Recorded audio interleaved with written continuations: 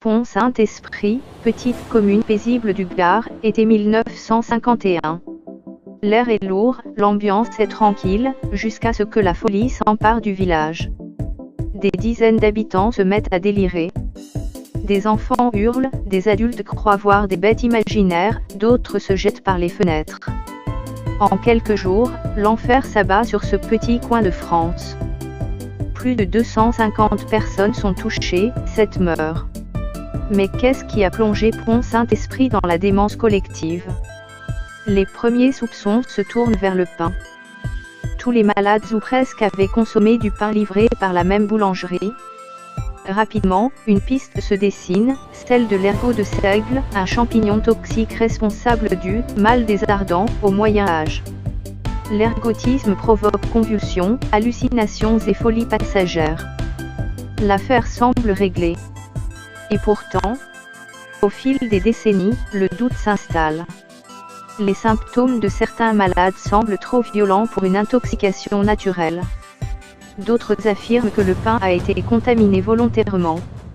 En 2009, un journaliste américain, Hank Albarelli, relance l'affaire. Selon lui, Pont-Saint-Esprit aurait servi de laboratoire à ciel ouvert pour des expériences secrètes menées par la CIA. Objectif: tester les effets du LSD sur une population non avertie, dans le contexte tendu de la guerre froide.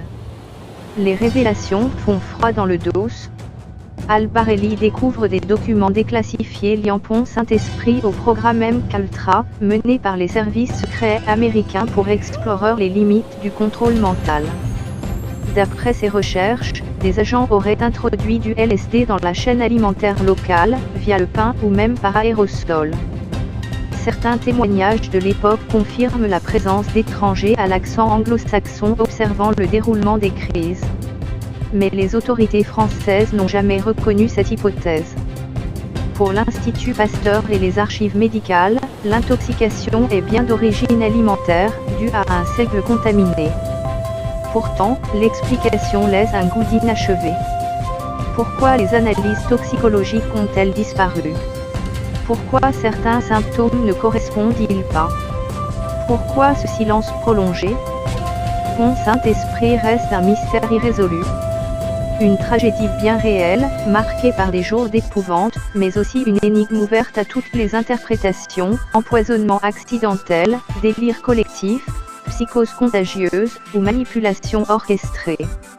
Aujourd'hui encore, les habitants se souviennent du pain maudit, des nuits sans sommeil, des cris, des flammes, et de ce sentiment de ne plus être maître de soi. Un événement unique dans l'histoire moderne, entre science, politique et cauchemar éveillé. Un cri du passé qui résonne comme un avertissement, la frontière entre réalité et manipulation peut parfois être plus fine qu'une tranche de pain.